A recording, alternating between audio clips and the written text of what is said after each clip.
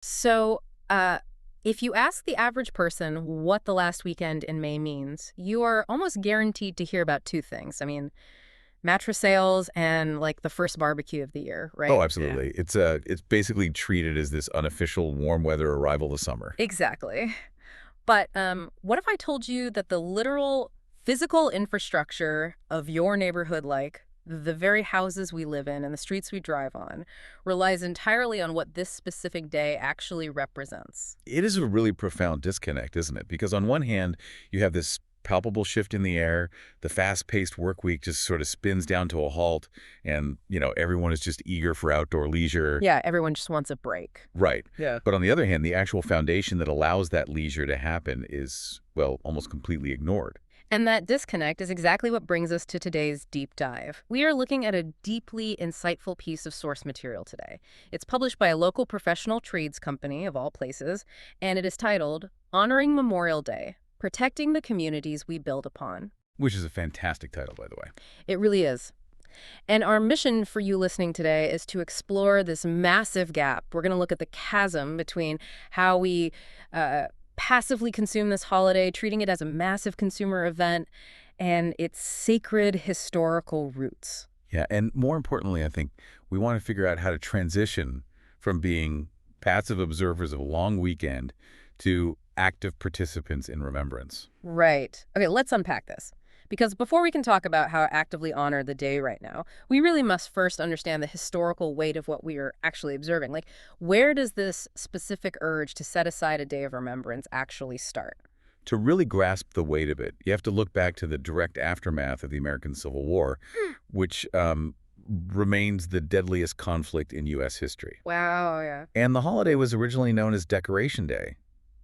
And what's crucial to understand here is that this didn't start as some sanitized, sanctioned federal long weekend handed down by politicians. Right. It wasn't a bureaucratic thing. It was born out of sheer trauma. Exactly. You had these local communities experiencing a level of raw, communal grief that is almost incomprehensible to us today.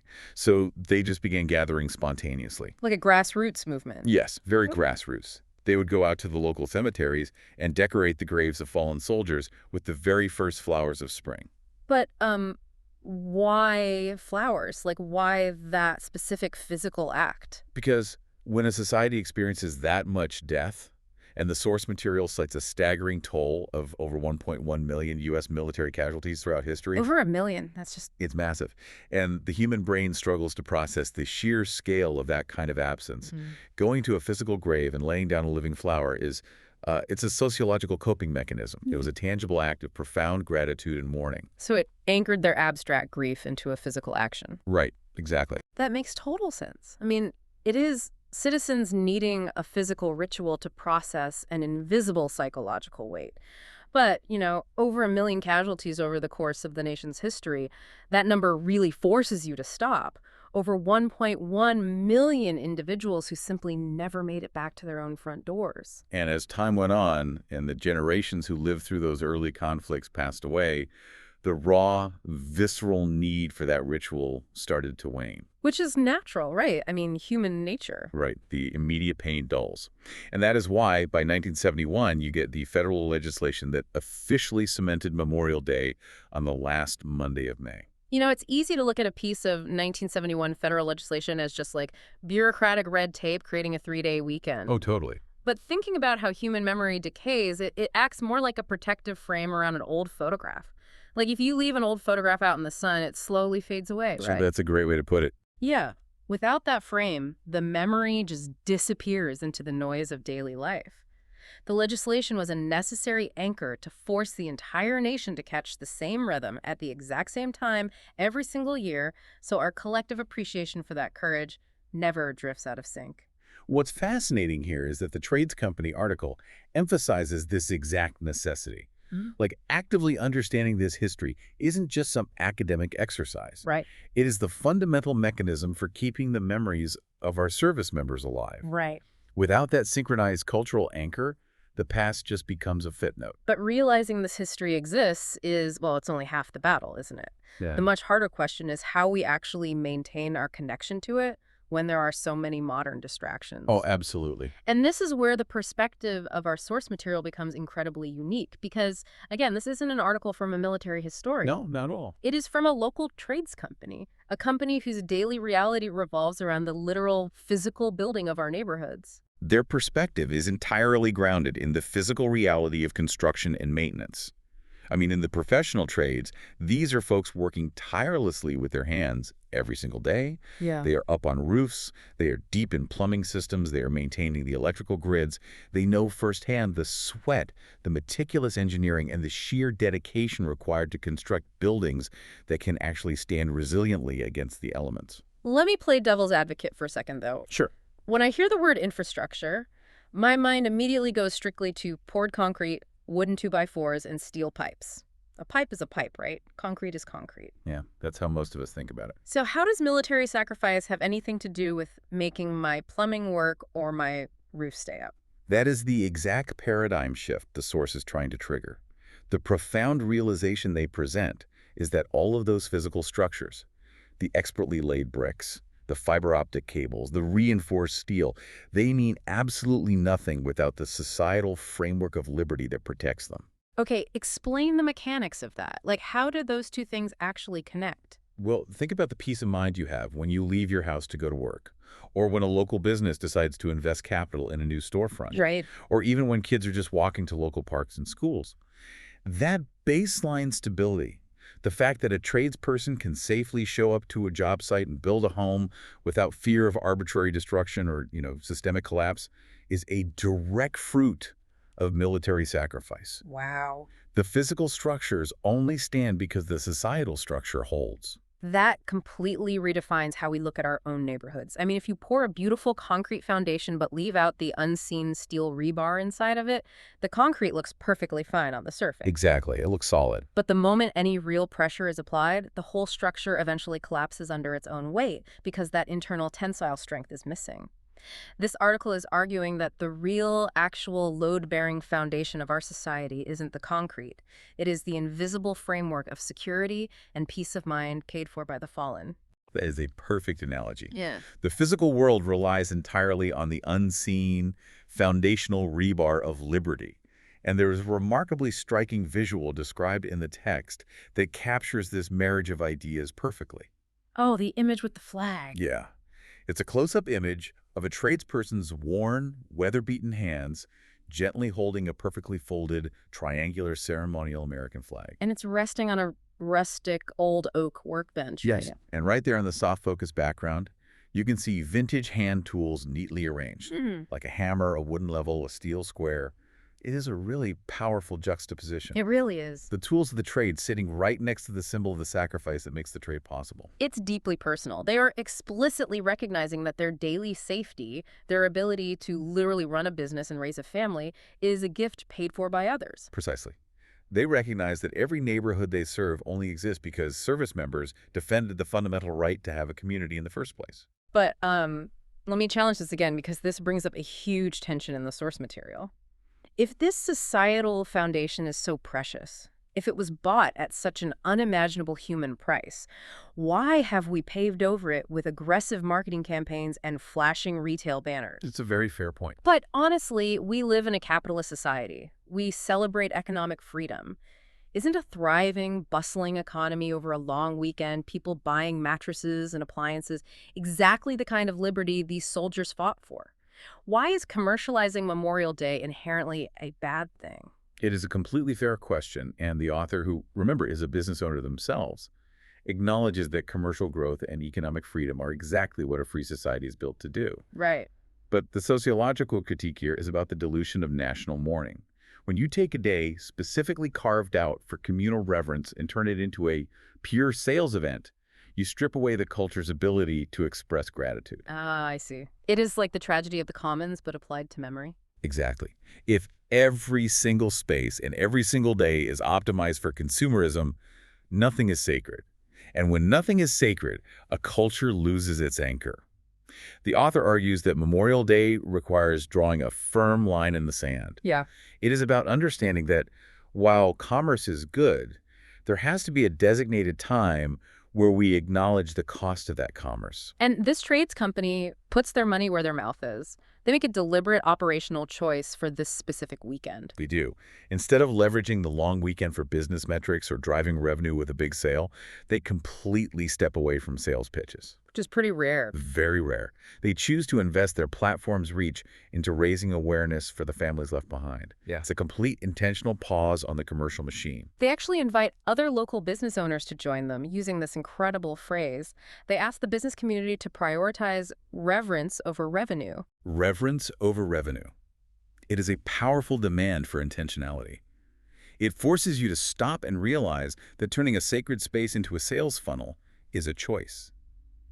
And, well, we can choose differently. So what does this all mean for you and me? Are we collectively treating this holiday like a cheap, shiny new coat of paint on a crumbling wall, just focusing on the BBQs and sales while completely ignoring the load-bearing foundation that holds the whole house up? That's the real question. And if we strip away all that commercial noise, we are essentially left with a blank slate. And a blank slate can be intimidating, right?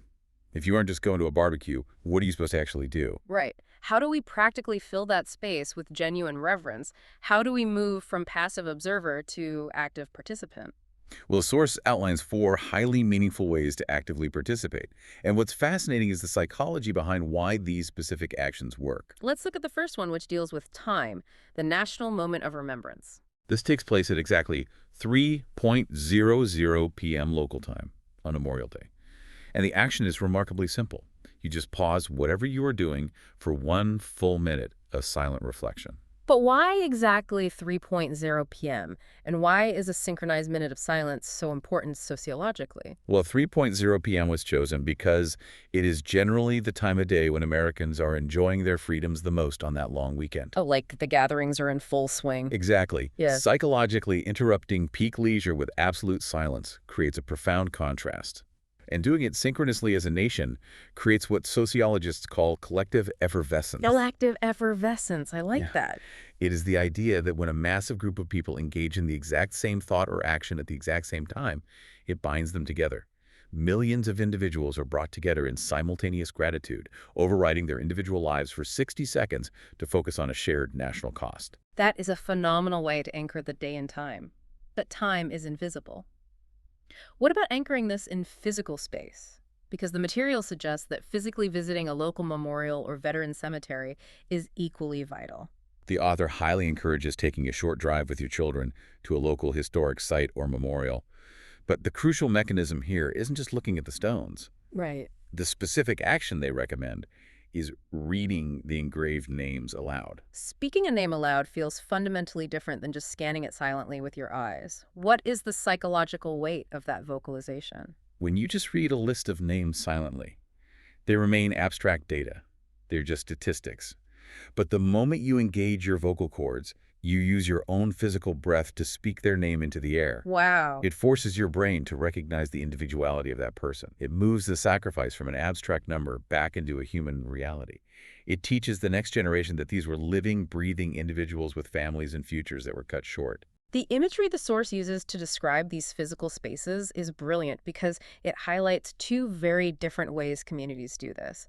On one hand, you have the description of a quiet, sunlit national cemetery. Very traditional. Yeah, you have these perfectly aligned rows of clean white marble headstones stretching as far as the eye can see, with a small, pristine American flag carefully placed in the mourning due next to each one. It is a space of highly structured, solitary, and quiet reverence. And it contrasts perfectly with another image in the text, which shows a much more vibrant communal form of remembrance. The one in the park, yeah. It describes a gathering in a bustling public park. Diverse neighbors of all different ages are standing around this beautifully designed wooden community memorial board. Oh, and they're writing on it, right? Yes, people are using silver markers to handwrite the names of fallen soldiers and personal messages of thanks right onto the dark wood. And the board is decorated with small flags and fresh white roses. It proves that remembrance doesn't only have to be solemn and quiet. It can be a deeply connected, hopeful community act where people are actively participating in the creation of the memorial itself. Exactly. And the source also points out the Arlington National Cemetery Educational Portal, which is a fantastic digital resource if you want to understand the history of these national monuments or explore the resting places of specific heroes. It's a great tool for parents, especially. For sure. So, we have anchored time with the 3 p.m. pause and space by speaking names at memorials. That naturally brings up the symbols we use in those spaces. Which brings us to the protocol of the American flag. If you have a flagpole at home, there is a very specific way to fly the flag on Memorial Day, according to the U.S. Department of Veterans Affairs. Right, there are actual rules for this. Yeah, you fly it at half-staff from sunrise until exactly noon, and then at noon, you raise it briskly to full staff where it stays until sunset. Here's where it gets really interesting to me. I've seen flags at half-staff a million times, but the emotional physics of this specific noon transition is incredible. Oh, it really is. Because the mourning is dedicated to the heavy, dragging weight of grief. The flag is literally lowered, mirroring a bowed head. It's mourning the loss. But then the afternoon transition, raising it quickly and briskly back to the top of the pole, acts as this powerful physical metaphor for the nation's resolve. If we connect this to the bigger picture, it is the physical manifestation of a society transitioning from grief back into purpose. Yeah, that's exactly it. The morning is for the dead. The afternoon is a commitment by the living to carry on their fight and uphold the foundation they laid. It's beautiful. The text actually features a candid photo capturing this. It's a multi-generational family, parents, a young child, and a grandfather standing in their front yard on a sunny afternoon. They're respectfully looking up at a flag flying at half-staff on a wooden porch pole. It is the quiet transmission of respect from one generation to the next. It passes the torch perfectly. Now, symbols and synchronized time are powerful, but we cannot forget the living residue of this sacrifice. The final actionable step is about the people left behind. Yes, directly supporting Gold Star families. And for those who might not know, a Gold Star family is one that has lost an immediate family member in active military service. Right. The material stresses that while we honor the fallen, the families are the ones who carry the physical and emotional absence every single day. So how does the source suggest we actively participate here, like practically speaking? It can be as involved as donating time or resources to reputable support organizations, or it can be as incredibly simple as acknowledging a Gold Star family in your own local neighborhood. Just a small gesture. Yeah, just letting them know that their loved one's sacrifice is seen and remembered by the community they live in. Just a simple, localized acknowledgement can pierce through that isolation they might feel. And when you look at all four of these actions, the 3 p.m. synchronous pause, vocalizing the names at a physical memorial, the emotional transition of the flag protocol, and supporting the living families, they all serve one overriding function. They do. They maintain the unseen rebar we talked about earlier. Yes. They ensure that the personal stories and the massive human cost of our baseline societal stability are never lost to the noise of modern consumerism. They prevent the foundation from rotting away unnoticed. So as we bring this all together, let's look at the journey we've taken today. We've traced Memorial Day from the raw, communal trauma of Decoration Day following the Civil War, exploring how a fractured society desperately needed a physical ritual to process immense grief. We examine the incredibly insightful perspective of a local trades company, learning to view the physical infrastructure of our neighborhoods not just as concrete and wood, but as structures completely reliant on the invisible societal foundation of liberty. And we challenged the modern impulse to commercialize the day. We debated the tension between a thriving capitalist economy and the absolute necessity of carving out sacred time for gratitude, ultimately finding value in the concept of choosing reverence over revenue. Finally, we broke down the psychological and sociological mechanisms behind how we can actively participate. Why collective silence works, why vocalizing names matters, the emotional shift to the flag protocol, and the ongoing duty to Gold Star families. It is worth highlighting a very direct message the source material offers to those Gold Star families. The author writes, and this is a direct quote, "We see you, we honor your immense sacrifice, and we remember." That's powerful. They even offer their article's comment section as a space to build a digital wall of local remembrance. They encourage readers to share their own traditions and vocalize the names of the loved ones they're honoring right there online. It is a brilliant way to use modern digital tools, not for commerce, but for genuine community connection and historical preservation. As we wrap up this deep dive, I want to leave you with something to chew on that builds on everything we've just discussed. Think about the physical structures we've been talking about, the homes, the parks, the businesses. It makes you wonder, if future generations or archaeologists 1,000 years from now look back at the ruins of our society, what story will those structures tell? That's a great question. Will they be able to tell what we revered just by looking at how we maintained our communities? Or will they only find endless monuments to our commerce? That is the ultimate question, isn't it? Because in a few short days, this long weekend will end. The mattress sales will expire, the company trucks will start their engines again, and the smoke from the backyard grills will completely clear. But that load-bearing foundation, that invisible framework of security bought at the highest possible price, remains directly beneath our feet. Let's make sure we are building a community worthy of the unseen rebar that holds it up every other day of the year. Thanks for joining us on this deep dive.